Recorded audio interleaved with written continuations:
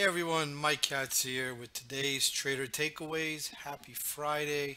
Hope everyone had a good day, good week. And let's go over a few symbols here. I traded a little bit of spiders today. And spiders we could see on the daily. I don't know how it looks on the daily, but it was definitely a snoozer day. Not a whole lot going on. Yeah, let's see spider here.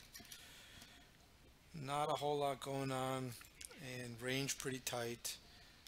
You could see here that for less than $1 range on the day, and throughout the day as we go, it was even smaller than that. You could see spots where it was just really not much going on, no follow through, and it's all right. It's Friday, and I guess you can't really expect too much of that. So it wasn't doing a whole lot on the spies. Maybe a few trades in there. I think I made a little bit, nothing too wild. So I decided to stay away. And let's see what else was working well. We had RKDA.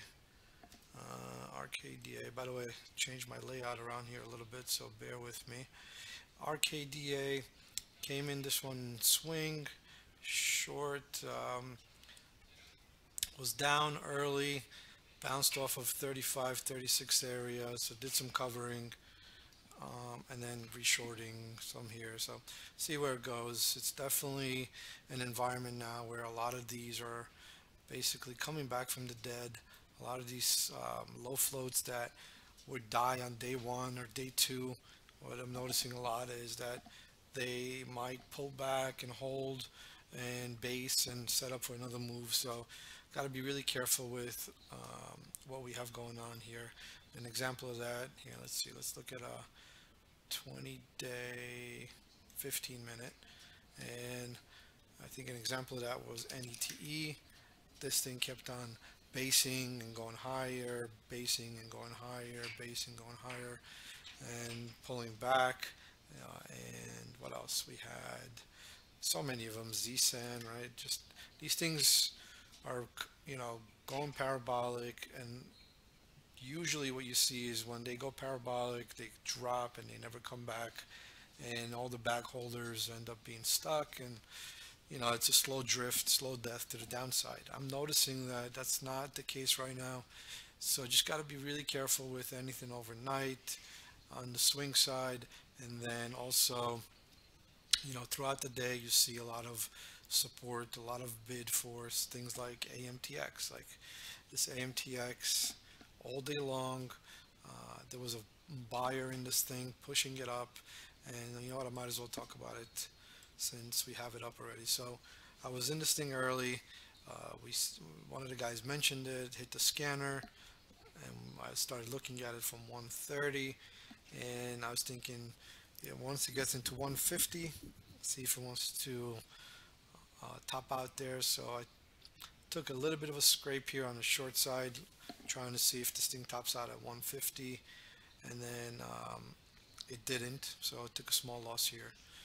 And then there was a buyer that I noticed on the tape. I was telling O'Reilly, one of the newer kids here, that check out this buyer. He's strong, he's not backing off, and he's just buying every dip, and he's aggressively buying the offer. And that's what ended up pushing this thing up and non-stop. So next stop, $2. I tried it the short at $2, and that one didn't work, so I took another scrape there. But eventually I tried it at $3 and had a couple of nice trades at $3. And what threw me off was so at $3 short, I had a couple that were really nice, caught 15, 20 cent pullbacks, and then the buyer was still here, which was really, really very different than what we've seen and what I'm used to. So the buyer was still here, which kind of made me very, very careful on the short side, and probably cost me a pretty big trade, not shorting heavily and staying with it from 3 down to low 2s. So I made some back on the short side in this thing, but I didn't get very aggressive, and I didn't have the conviction to stay with it because of that buyer. And I can't really figure out what's going on here, but somebody wants this and a lot of the other low floats, so we just got to be careful. Here, this is the chart I was using intraday, and first it based here at 230, 240, and the volume profile was very heavy here, and then when that was overtaken, had another push up, and then you could see the volume profile there, and then got stuffed really hard at $3, and it was a very quick drop. So I could have done better in this, but I think given what I was seeing on the tape, kind of made me back off and not be as aggressive. So this was, you know, at the end of the day, nothing great. So that one. What else do I want to talk about?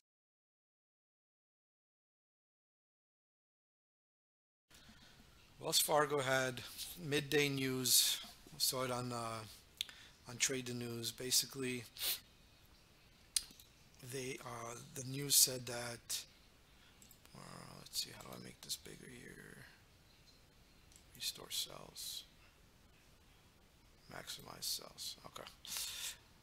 So basically, the news came out that the FBI was going to widen their probe, not just into new accounts, new banking accounts, but also into their, I believe it was wealth management accounts as well.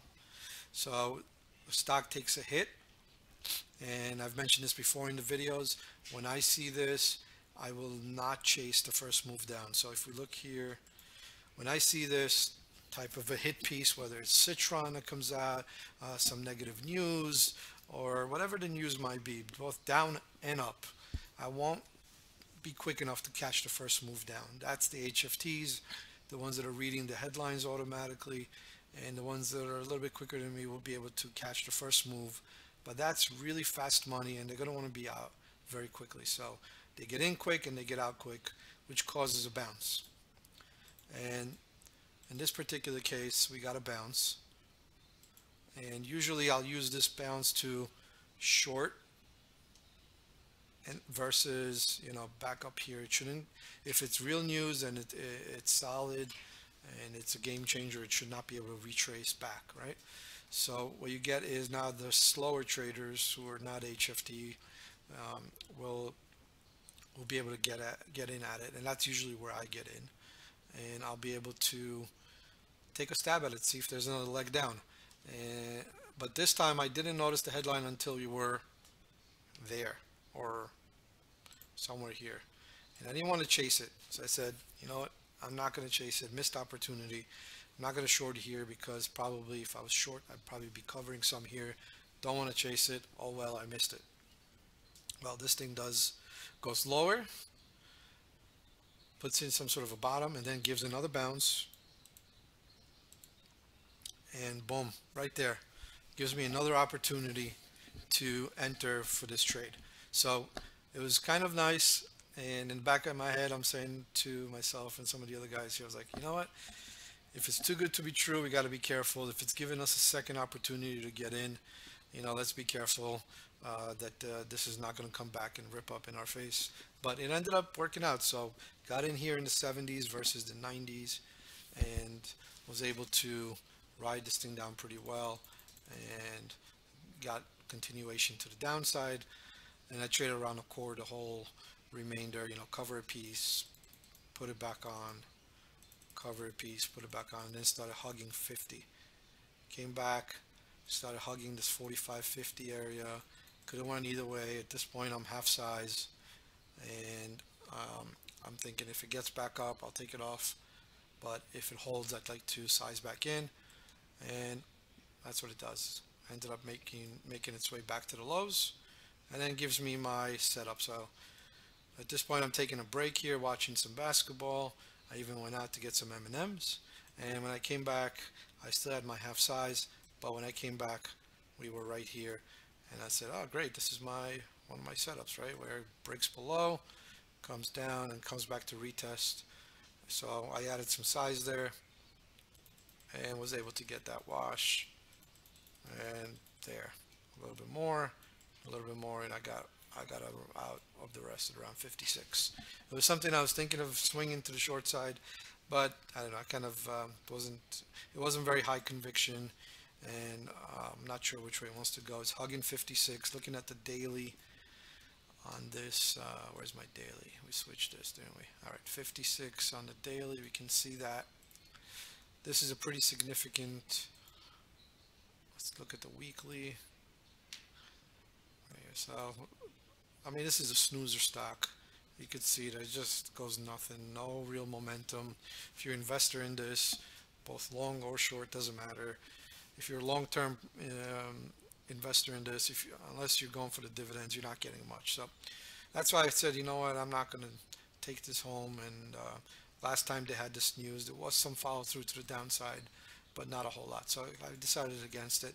I think I'm just going to continue to trade it intraday and see which way it wants to go. But the closed week, and looking forward to next week. This might have some action. But this Wells Fargo ended up being a nice day. Helped me turn my day around. In addition to what else we were trading, some of the KMI, the laggards from yesterday. Not much volatility here. KMI, AMLP, and WMB, and so Riley sitting next to me. I was explaining to him how the microstructure works and the dark pools and being able to trade size because of the quote, because of our edge in executing and having access to everything that we do. So he was just really, thrown back and said, most traders would not even think about doing what we do. But I think that's what you call an edge, right? I remember people always ask me, what do you consider an edge? That's a very common question. I think an edge is something that you have that is not common that others have.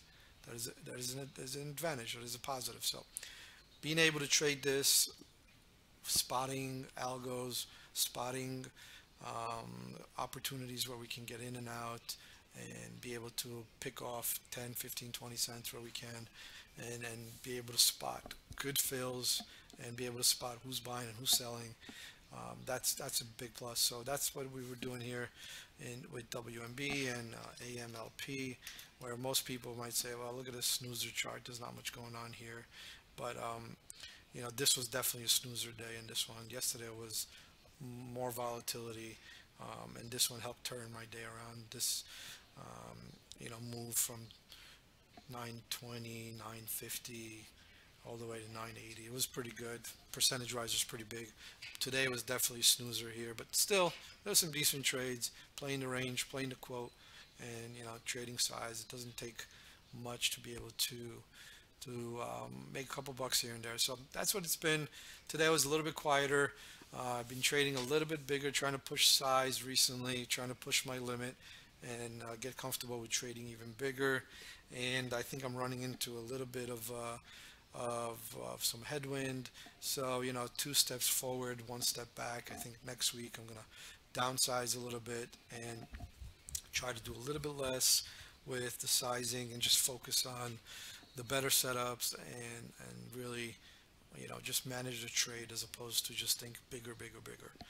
And I think it's a good plan. So I hope everybody enjoys the weekend, enjoys some family time, hopefully get some good weather, and do some homework so that come back next week and we kick some butt. So I want to thank you guys for watching Mike Katz, 7 Points Capital, with today's Trader Takeaways.